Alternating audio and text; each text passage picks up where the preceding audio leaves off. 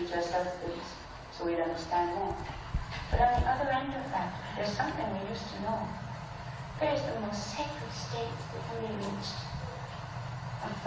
The first person, and I know how this is going to sound, let me qualify it right after I say it. The first person you need to make love with is yourself. And I'm not talking about masturbation either.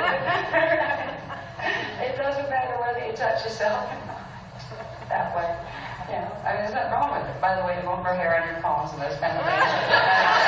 If you do happen to be one of the people who enjoys doing that, no, it doesn't mean you're schizophrenic or not schizophrenic. It just means it feels good.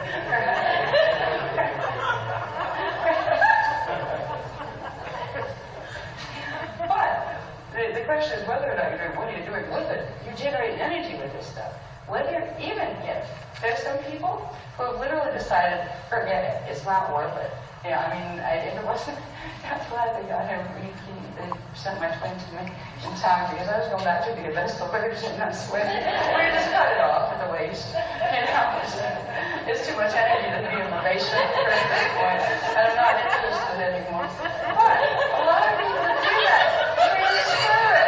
They transfer it to the astral. They have these lovely dreams of meeting your twins or your partners and having lovely relationships on the astral. The funny thing is a lot of people think, oh, it's okay because it's not real. Yes, it is. You're actually doing stuff there, right? Then you bring your astral body back into your body here, and whatever frequency you picked up in that exchange, you put back into your body here in the down steps right down into your 3D plane. So astral sex does count as sex.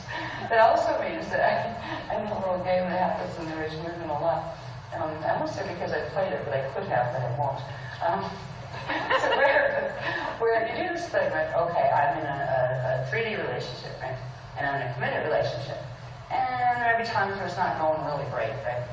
And you happen to be a little bit fluid and, on body and that kind of stuff, or in the dream state.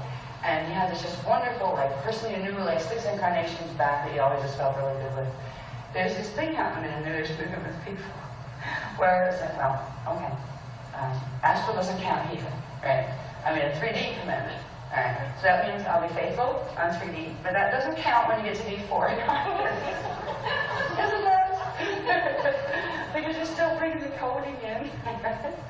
So anyway, there's a whole bunch of information that has to do with sacred sex. This isn't going to be the sacred sex workshop, right? There's a lot of other things to understand first. So we understand about the fact that this thing even exists. But once upon a time, sexuality